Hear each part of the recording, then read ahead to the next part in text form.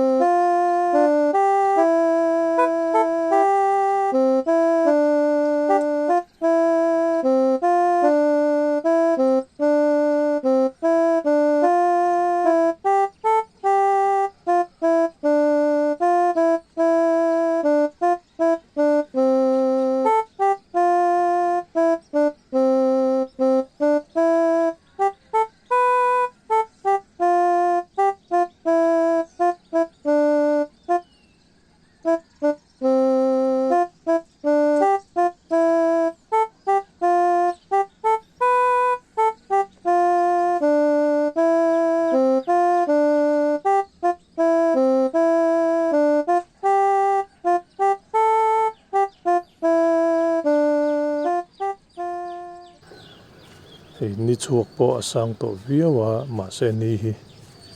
bolmum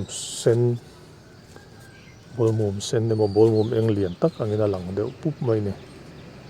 chun hei Aizawl po nai te a hianin chhum inan bio a bo ta mon ti mai tur hianin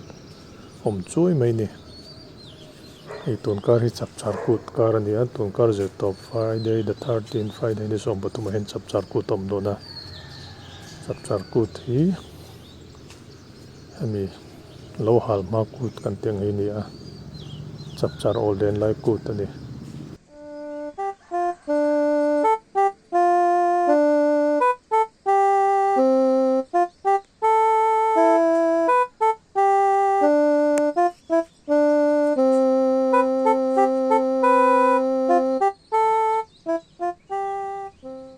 hei tukin AQI hi AQI.in website hianin 176 tin ron da a air quality hi unhealthy ati bokani a risel lo thei le tina ni chu chon bol no noi rojok PM10 hi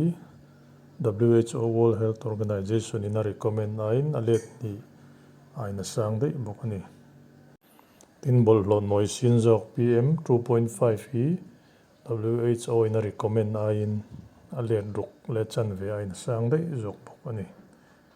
hemi om zia chu kan kal chu in face mask kan vu angai tina ani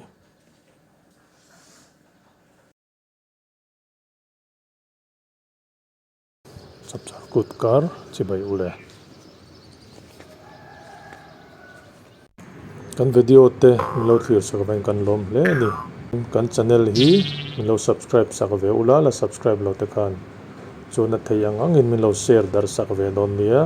kan lome